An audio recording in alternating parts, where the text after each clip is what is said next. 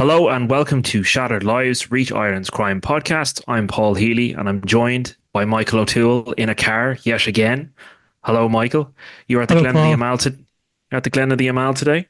Yes, I was there for the 125th Infantry Battalion, the Defence Forces Battalion that is heading to southern Lebanon in November, so next month. So look, it's obviously a very, very dangerous mission. So a couple of the security correspondents, defence correspondents were brought along for the exercise today. And we interviewed the officer commanding and a couple of the soldiers who are going, look, they're going to a very, very dangerous place. So we just thought it'd be interesting to go up and talk to them. Fine bunch of men and women. So the article will be in the Mirror and the Star tomorrow. Very good. This is normally our Week in Crime edition where we talk about all manner of crime stories, of which there have been many. But look, this pod is going to be obviously primarily focused on, yet again, Gerry the Monk Hutch, and not for any particular reason we saw coming necessarily, but this is obviously a shocking development. Gerry Hutch has been arrested and detained in Lanzarote. And by now, anyone who follows this pod has probably read the story, but we have a few details to tell you about and what we think will happen next. This comes as a shock to you as well, Mick? Oh, it was another holy shit moment. We seem to have an awful lot of holy shit moments. But yes, I broke it on, I did a wee piece on Twitter. Mm-hmm. Then we did it in the Mirror on, what day is this? It's Thursday, isn't it? On Wednesday Thursday morning. Now, yeah. The time flies. Mm-hmm. It's all a blur. And it was a real, Jesus Christ. So there was the biggest difficulty we faced was getting confirmation that Gerry Hutch had been arrested. Mm-hmm. We sort of, I always say this, Pat Byrne, the former Garda Commissioner, I remember him sending me one in an interview I did. There's a difference between knowing something and proving something. So we sort of knew he'd been detained, but it was proving it and getting it we have a threshold where we can prove it. And it was late yesterday on Wednesday evening that we got it over the line. So like most papers, we had it in today, but it was a pretty sensational development. And yesterday was a pretty sensational day in the whole thing. Massive. I mean, we've already had huge news with Sean McGovern being extradited, the Minister for Justice going over to sign extradition treaty with the UAE, both massive stories in their own right. Bomber Kavanagh and Liam Byrne both being jailed. And now Gerry the Monk Hutch, who had been running for election apparently, or who certainly put out that he was going to be considering running for election. So we think anyway, we don't know, but certainly people on his behalf were speculating he was running for election, and now he has been arrested. I'll put it this way. I did a story on Sunday for Monday's papers when I spoke to a couple of politicians. One, Neil Ring, the former Lord Mayor, he didn't want to talk about his chances, but what he did say is, look, he's a citizen like everybody else, and I would 100% support his right to stand for it. And he did stand for election, and he did say he believed Mr. Hutch would get a significant amount of votes in the North Inner City. So it's Dublin Central. It's a 4-seat constituency. Well, who do we have? Gary Gannon, Mary Lou McDonald, the leader of Sinn Féin, Nasa Hurricane, and who is the fourth one? Claire Daly now. You've got running as well. Claire Daly's, but there are 4 TDs there. I can't remember who. I'm a crime core, not a Paul core. So yeah, you're asking the wrong person. I know. I went down a completely wrong road there. Anyway, there's 4 TDs there, right? And I think they've all got a very good chance of standing of getting through next time. Mary Lou McDonald obviously is going to get re-elected. So the point was made to me by other politicians was, look, they did believe that he was going to stand, but the North Inner City vote was such a small part of the whole Dublin Central vote that it was very unlikely that he would win. But guidance we were getting from people is other politicians certainly believed he was going to stand. And that's interesting. I do want to come back to that because I have a theory on it. But I think we should just inform people about the arrest and the operation that's been ongoing. So this is a 2-year investigation by the Guardia Civil, Spanish police, and they have been investigating, we think, money laundering offences. You've got your anorak coat on, you're telling me they're not Spanish police. Pascal Donohoe. No, Pascal Donohoe's the 4th TD. That's how my brain works, Healy. Yeah. Anyway, we'll come back to the election stuff Yeah. because that is interesting. But the Guardia Civil obviously have been investigating the activities of the Hutch organised crime group, which is a group that has been proven to exist in a court of law here in Ireland for 2 years, and it's a money laundering investigation. We think, but there's a bit more to it than that as well, which we discovered today. And 10 properties have been searched, Mm. one of which included the Clontarf home of Gerry the Monk Hutch here in Ireland. And Gardaí assisted in that search yesterday morning. Members of the emergency response unit. So, I mean, an armed unit went into that house. The Criminal Assets Bureau involved in some capacity as well. This is a joint operation between Gardaí, but it is and the Spanish police in on that side of things. But it is very much a Spanish investigation, isn't it?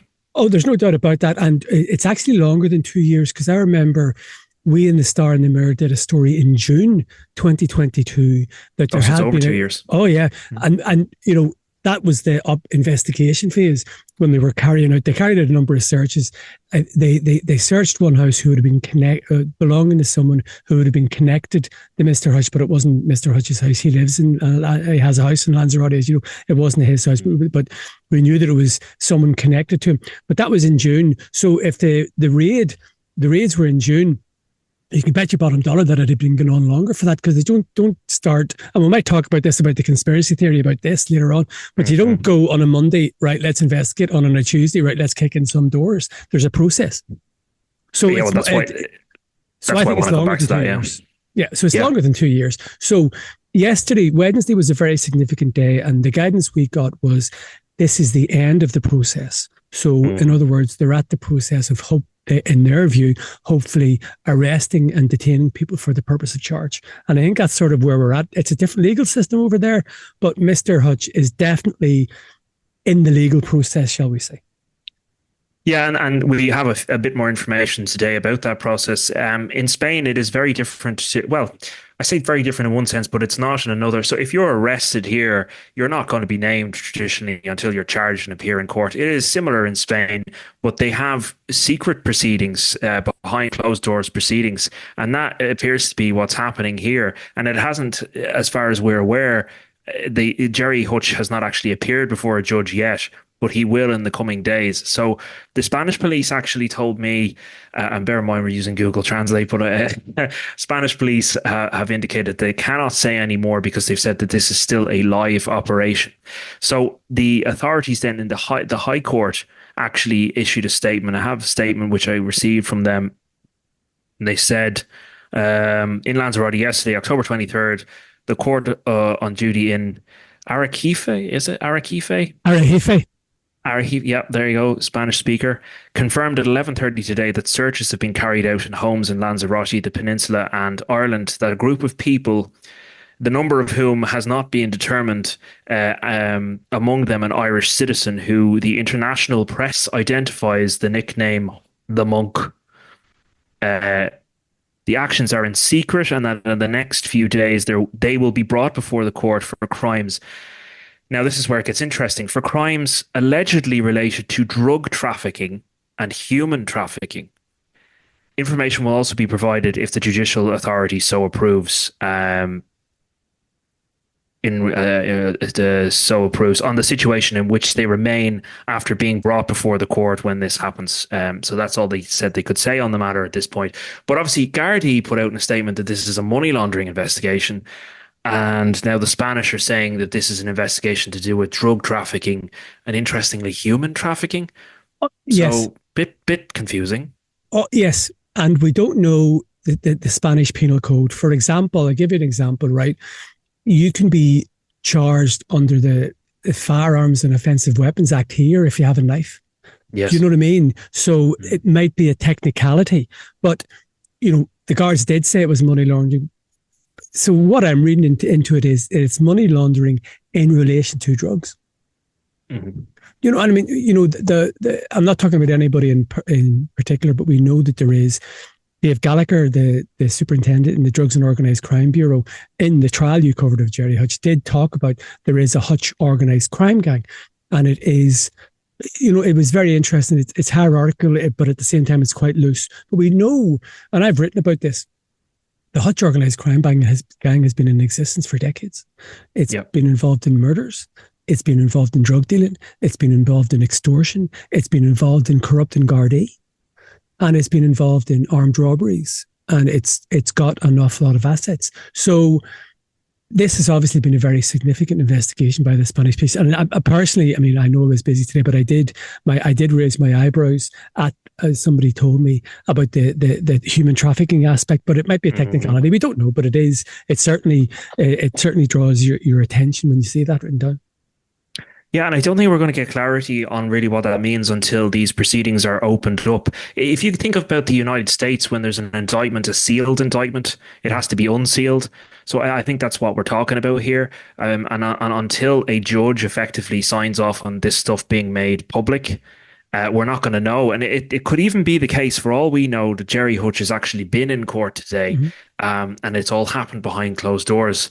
So we're still in the dark about that as to exactly what the next process is. But you can be sure of one thing: he is in custody at the moment. Yes, and the guidance I got was that the arrest or the detention, it was the end of the process. So it was certainly, I know Gardaí believed that he was being arrested or detained for the purpose of charge. And that's the same thing that happens in Ireland. You know, you can arrest someone, then you release them for a file to the DPP. And then when it comes to charging, you arrest them for the purpose of charge. And I'll just even briefly talk about this.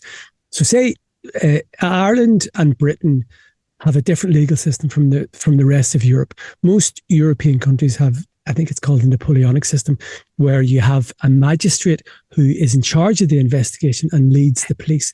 Whereas in Ireland, and in Britain, the police, the Gardaí, carry out their investigation, send the file to DPP, DPP directs charge, and then it goes to court. In Spain and France and Portugal, if you think, say, the parallel I would draw would be the McCanns when they were made arguidos. It's the investigating magistrate. And there are, say in France, it's mise en examen. It's the same thing. And there's a Spanish version for it and stuff. So basically, there's an investigating magistrate who is in charge of the police investigation. And that is why there is secrecy, because it's a judicial investigation, not a police investigation, if you will. So it's a bit more convoluted and a bit more confidential as well. The one good thing, though, about the Spanish police is that when it does get to the stage where a person, I think it's with the second that the proceedings are opened up, they issue very, very good arrest pictures and video even of arrests. People might remember the video of John Gilligan being arrested, for example. So I expect that we're going to see that in this case. I don't know how dramatic they are. I don't know how much Gerry Hutch did or did not expect this.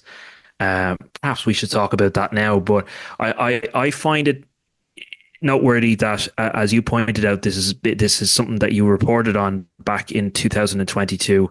Gerry Hutch was more than aware that those searches had taken place. It was publicized. So one has to wonder, did he see this coming? So let's talk about the conspiracy. Okay. So yeah, I saw it when it emerged about the investigation into him. People were going, oh my God, this is just a few days after he announced he was running for election. Firstly, he didn't announce he was running for election. There were a couple of stories, from sources, and we all have sources, so it's no problem. But that he was considering running for election. Now, I and other journalists, it was in the Sunday papers, and other journalists started digging, and I know the politicians told me they, in that area, were convinced he was running for election. But I'm going to say this, and I want to nail this conspiracy. It's not as if the guards saw the Sunday on the Sunday World and the Star on Monday, and they went, all right, okay, Gerry Hutch is running for election. Let's get on the blower to our muchachos in Spain and see if we can shaft this fella and we'll get the Spanish to start an investigation and arrest him there and then. It doesn't work like that. It will have been for weeks and months. They will have been planning this. Even if you notice the Gardaí talk about, was it an international request letter that has to go through so many different layers? It has to go from a Guardia Civil investigator to a superintendent to a commissioner all the way over here and down again. There's an ILO, the International Liaison Office. There are so many layers of bureaucracy to this. This will have been weeks and probably months in the planning, and you don't get. The ERU will do dramatic interventions, but the Criminal Assets Bureau, they're not kicking down doors. And most of the time, it's very painstaking investigations. So this will not have been a last minute thing. Now, the other conspiracy, which might be more likely, is that perhaps elements of the Hutch organised crime gang had a suspicion that something was going to happen with the police, and somebody decided to leak a story about Gerry Hutch running for election because they knew what was coming in to get their retaliation in first, shall we say. Is that not more likely? I think that's the more likely of the two. Both could be complete bullshit, and it's just pure random timing. But you often say I don't believe in coincidences. Well, I think it's interesting that they both happened at the same time, and I know, and you know, that Gerry Hutch is a very, I don't want to give him too much credit, but he's an intelligent man. And I think that he does meticulously plan things, and that you see that in his history. I'm not saying that he necessarily is behind this, but I do find the timing of it interesting. And, you know, look, persons would speak on his behalf, and stories have ended up in the newspaper, and I don't begrudge anybody writing those stories. I would have written it myself had I been told it from a reputable source. $1,000,000%. that Gerry Hutch is running. So I'm not knocking any journalist that wrote the story, but sometimes you can be sold a pup. You can be, you know, stuff can be put out there, and certainly he obviously had informed certain people that he had intentions. Whether that actually was real, I don't know. But he was in Spain when this all happened. He wasn't here in Ireland plotting an election campaign. And as I said, he would have been aware, unless he was living under a rock. He completely would have been aware of the previous surges that happened in 2022. And I'm sure that he was aware that he was under investigation. So he would question the timing of that. And as I said, he's an intelligent man. Well, just get back to coincidences. There was one thing that happened in crime reporting that was a massive coincidence, and it changed my mind about coincidence, because you're right, I usually don't believe in coincidences. But think about this. A couple of days after the remains of Elaine O'Hara were found, Garda James O'Donoghue went into the water at Vartree Reservoir and found a key fob and found all the sexual toys and everything, and found the bag, and that cracked open that case. And it was literally a couple of days, could be the next day, after her remains were found. So that was a massive coincidence. That wasn't planned. It was so coincidences do happen. So look, my own opinion is I do believe he was actively considering running for the Dáil. So for me, it was. I'm not saying they were made up stories. I'm saying I'm not saying that I don't believe the information was, but I do believe it was genuine. I do believe he was planning to run for the Dáil, and he is. Yeah, I believe that. No, I certainly think he was telling people close to him, and was certainly leaking to some degree that he was interested in doing it. But I don't know whether that intention was real. The only thing I'd say about him is he's, you know, ever since he was acquitted of the murder of David Byrne last year, he hasn't said a word. And even when we approached him, he indicated that he would never talk. For somebody who never talks to suddenly enter the public sphere where they'd have to do an awful lot of talking, I just find that hard. I find it hard to believe. But I think if he ran, he would probably win. He'd be in with a very fucking good chance, because he has the public support for him is incredible. Yes, but yes, there is significant public support for him in North Inner City Dublin, where he's from. I don't know if there'd be massive support for him in Cabra, or if you like, you know, Phibsborough, Whitehall, Drumcondra, other parts of Dublin Central. It is a big constituency. But I'd say one thing. I think if it's going the way we believe it's going to go, in other words, that there will be charges here, I don't think there's any chance of him standing, because I don't think he'll be let out of prison by the 29th of November. You know what I mean? Yeah, no, they're quite strict in Spain, aren't they? I mean, that detention period now, you know, I mean, he could be potentially months before he has an opportunity to get bailed. Obviously, people will be aware of the case of Johnny Morrissey, the Kinahan cartel associate. I mean, he is now out on bail, but I think it was nearly over a year before he had the opportunity to get out, and a hefty cost as well. So we understand that Gerry Hutch is currently in the central prison there in Lanzarote. I'm not going to attempt to say the name of it, because my Spanish is terrible. You want me to? Well, what is it? Tenerife? Centro Penitenciario at the Has two names. Yeah, Central Penitentiary. Yeah. It means the penitentiary centre of Arrecife. Yeah. Anyway. So it's quite The secluded. It's jail. it's not like in the center of a town, and it has a population of up to 500 prisoners. It would be like the equivalent of being in Wheatfield prison here. It is overcrowded. They have issues over there too. But look, Gerry Hutch is used to being in a Spanish prison. He's already been on remand in a Spanish prison previously. So and he obviously was on remand here in an Irish prison. So it's not new for him. I just don't think this came as a shock to him. I think he probably thinks he can beat it. As I said, he's an intelligent man.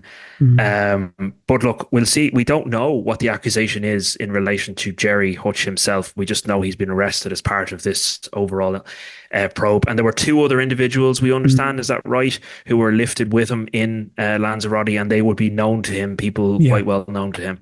I'll just make one very quick point, one snippet about Spain. If you remember back to when he was arrested in August 2021 for extradition back to Ireland, and he was fighting that. And do you remember one of the aspects of that was he wanted to stand trial in Spain, or he wanted, if he was convicted, he wasn't, he was acquitted, he wanted to be sent back to Spain.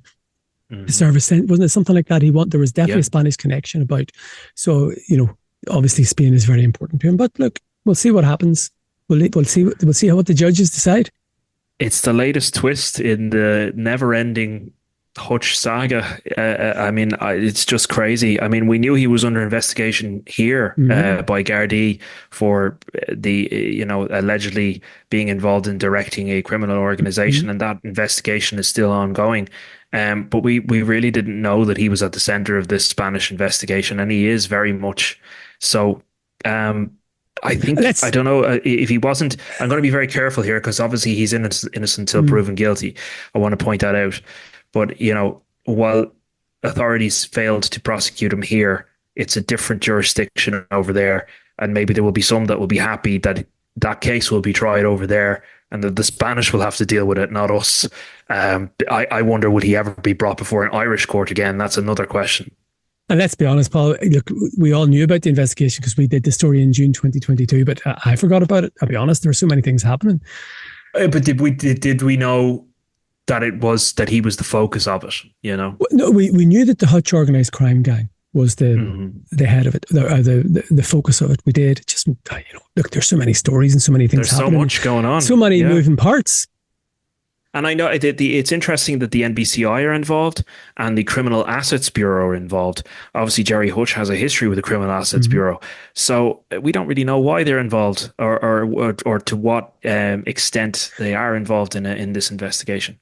Well, we know one thing. When we did that story in June 2022, we knew that NBCI officers had gone over to Spain, the Canaries, to help the Spanish investigation. So this is a deep investigation. It is transnational. There are at least 2 countries involved. I heard a bit of a hint that maybe there were other countries involved today. I think it was in Lally in the Times did that. So that was very interesting. So this has been an ongoing, long investigation, and Gardaí have been facilitating and helping the Spanish police for quite a long time.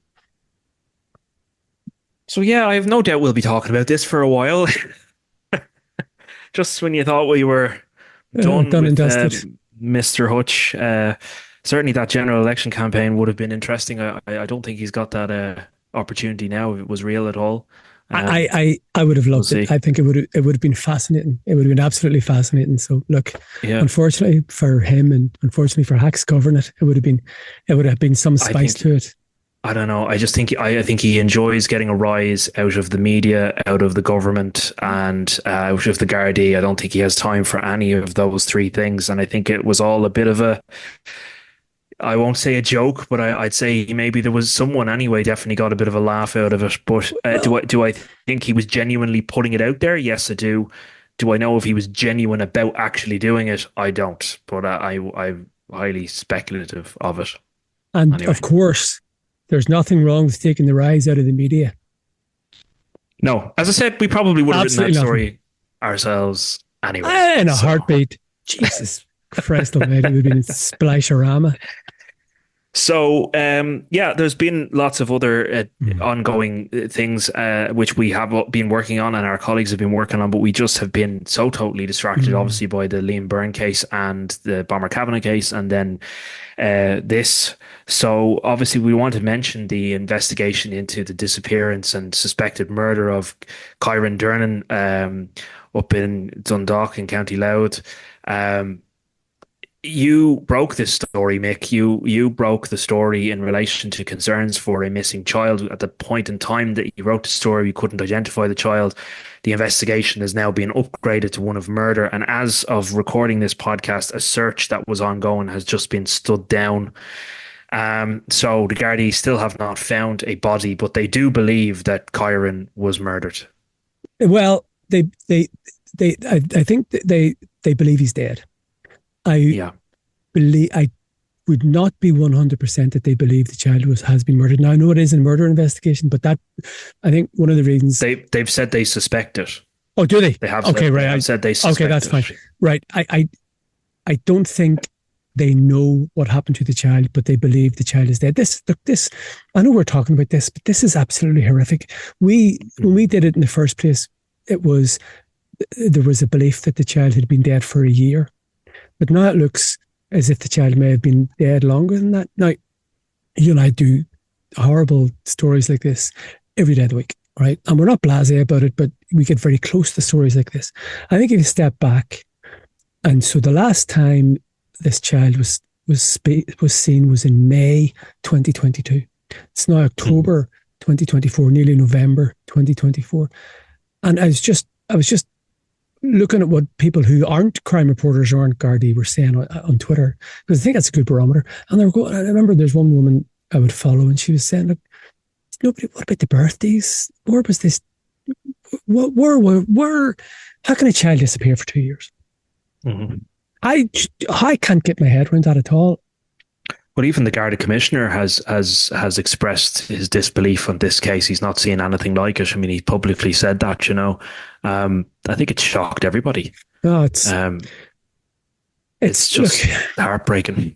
And look, everybody's shocked by this, but I think if you're a parent and you brought a child into the world, just the whole idea that a child can go missing for 2 years, more than 2 years, it's unspeakable, it's unthinkable, and it's really horrific.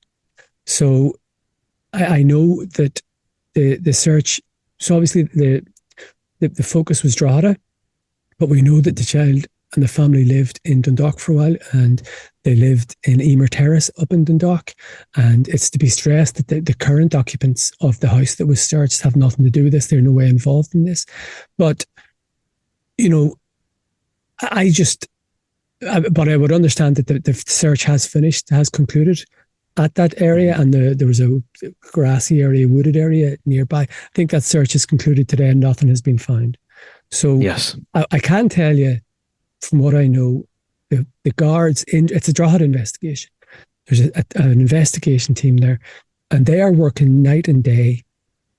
And one of their focuses is to find that child and get that child a Christian burial. And it really is, they're laser focused on that. They're obsessed about getting that child and finding where that child is. And that's a terrible thing for anybody to have to do.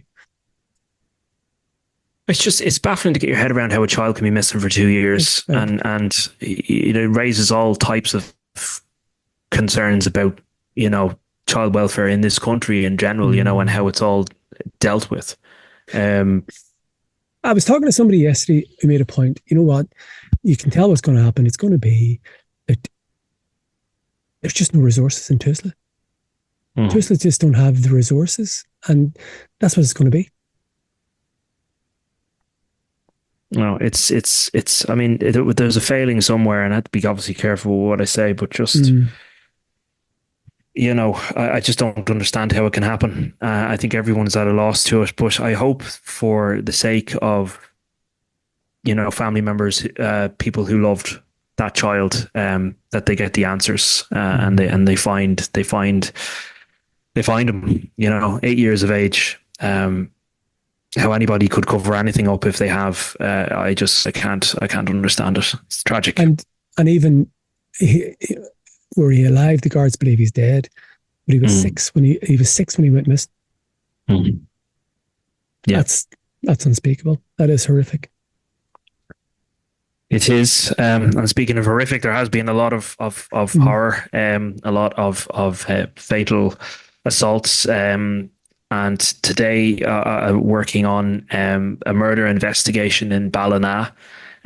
So a man who we have now named as John Casserly, he's 59 years of age, was found dead in his apartment on Tone Street last night, and he had quite a number of stab injuries. I was told there were two other people in the apartment when Gardaí called to the scene of a domestic disturbance, a row, is what I was told, and those two individuals would be known to the deceased, and they were both arrested. But there is a suspicion that one of them carried out the attack and that the other may have witnessed it.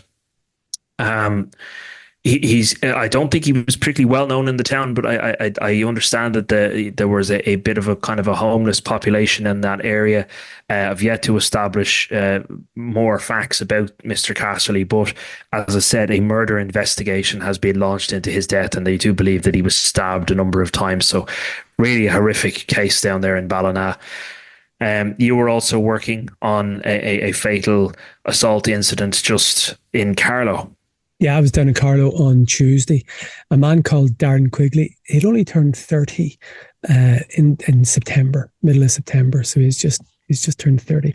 Father of two, and he died after an incident in the New York estate at about 20 to 12 on Monday night. Now, as a result of that, a woman was arrested and she appeared in court on Wednesday evening. Her name is Sabrina Kyo. She's 39 and she lives in another part of Carlow. Now, the court heard that she made no reply when she was charged and cautioned. And listeners may know that when it comes to a murder charge, the district court does not have the right or the power to deal with an issue of bail. So she has been remanded in custody and she'll appear in court again via video link, I think in about a week's time.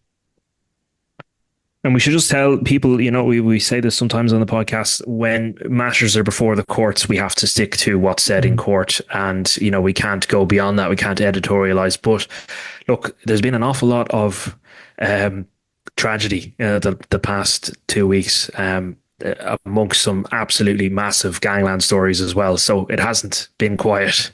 If you're a crime journalist at the moment, you're very, very busy. So you'll forgive us if we're not covering everything fully, but we're doing our best. So where do you see things kind of going next in terms of Sean McGovern? And I mean, we're anticipating his extradition any day now. Yeah, because the extradition treaty has been signed, but one of the things that I found interesting in what Helen McEntee, the Justice Minister, said is that will not apply to people who are currently in custody. So in other words, it won't apply to Sean McGovern. But it can't be, I think basically there's that whole thing that criminal law can't be retrospective. But they have requested his extradition on an intergovernmental basis between the government of UAE, he's in Dubai, and Ireland. So the UAE authorities can send them over, but Mr. McGovern has the right to fight this, and we understand he is fighting and he's got lawyers. So it's not, there have been cases where extradition requests have been turned down by the UAE courts. I think it's more likely than not that he will be extradited back here and brought straight to the Special Criminal Court. But the extradition treaty is interesting because that obviously points very firmly at the Kinahans and what they do. Do they stay? Do they stick in Dubai or do they go? Well, there's been talk for some time that Daniel Kinahan seems ready to fight this and has been waiting for this day. I mean, look, the Irish government have not been shy about publicising the fact that they've been trying to get an extradition treaty. It's finally come to fruition at a very good time, obviously, for the government. It's great publicity for them right before a general election, obviously. You'd hope that it's more than just, showing face, that it does result in something. But of course, Kinahan can run, can't he? And it all comes down to whether he's willing to say, right, I'll take my chances and I'll fight this. And maybe Sean McGovern, in a way, is a test case for him to see how well he fights that extradition. There's a massive difference between Sean McGovern and the three Kinahan men, and that Oh yeah. is that the DPP has directed Sean McGovern to be charged. We know that there are Mm. files with the DPP in relation to Daniel Kinahan by himself, but also Daniel, Christie, and Christopher. But it's entirely possible that the DPP will look at this and go, not enough, you haven't crossed the line for me. Mm. And that's a massive thing. So the guard, you cannot extradite for the purpose of questioning. You can only extradite for the purpose of charge. So that's a hurdle that the Gardaí have to get over here. Mm. The DPP might go, right, no, I'm not convinced. We know there have been plenty of cases. I can think of one person. I was convinced the DPP was going to charge that person. You probably know who I'm talking about. Oh yeah. And it didn't happen. And the guards thought it was going to happen. So the DPP is an independent legal officer. And the DPP can sit there and go, sorry, you haven't persuaded me. And you would have to think, although I don't know how much they are allowed to consider other cases, but you would have to think that the Special Criminal Court trial of Gerry Hutch would be weighing on the DPP. It would be weighing on the minds of people in the DPP because, obviously that case was prosecuted and it was a spectacular fail for the state. They just didn't have the evidence. So you'd have to wonder, is anything now being considered by the DPP, especially in gangland, with an even finer tooth comb to say, can we really take this to the Special Criminal Court and prove it? They need more than just circumstantial evidence, and it needs to be nailed down to what the exact charge is. And remember, they kind of act off recommendations. So I know that in the case of the Monk, Gardaí were recommending a charge of murder, and the DPP then went and directed it as such on the charge of murder. There will forever be questions as to whether they didn't charge him. Why didn't they charge him with firearms offences? And he probably might have been convicted of that, and we wouldn't be talking about what's happening now at all because he would be in an Irish prison. So they have all that to consider with the Kinahans as well, don't they? Well, I think it'll be treated with much more scrutiny. There would have to be much. They're only human. On a human level, the officers of the DPP will sit there and go, look, we got our head handed to us on a plate over the Gerry Hutch thing. It can't happen with it. Can you imagine if the state or the DPP decided to charge the Kinahans and they walked? So, what an embarrassment it would be. Yeah. You know what I mean? And that's entirely possible because Miss Justice Tara Burns will probably be the same judge. And let's say she knows her onions. And she's not afraid to say no. She certainly does. You know what I mean? So that Miss Justice Tara Burns could go, no, not having it. So, that's a big deal. There's been a lot of big deals. What a 2 weeks it's been. I mean, can you actually, if you could go back in time and tell yourself, that we'd be talking about an extradition treaty, Sean McGovern coming back. Okay, we knew Bomber and Liam was going to happen, but that Liam would be out in potentially a year, and now Gerry Hutch being arrested in Spain. I mean, Jesus, it's just been a whirlwind couple of weeks. Well, I hate to tell you, I'm off next week. Oh, God. Right. Well, shit will obviously hit the fan then. Sure, it always does. Right. It does. Thank you, everyone, for listening to us. We got a lot of listens this week. We did more podcasts than we were planning on doing this week. But thank you to everybody who listens to us. We really appreciate it. That's one thing we might start doing. Paul and I and Andre, our fantastic producer, have been talking about this. We might start doing maybe more, look, it's not a hobby, but it's part of our job, but we have our day job to do first, which is writing stories for the paper and for online. But we do I did like those two pods we did very, very quickly and reactive, and the pods when you were over for Byrne and Kavanagh. So that's something we might look at about, when events happen, you're giving me dirty looks, aren't you? Right. Okay. This man is trying to give me more work.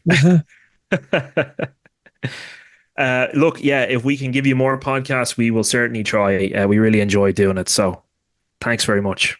Thanks, everybody.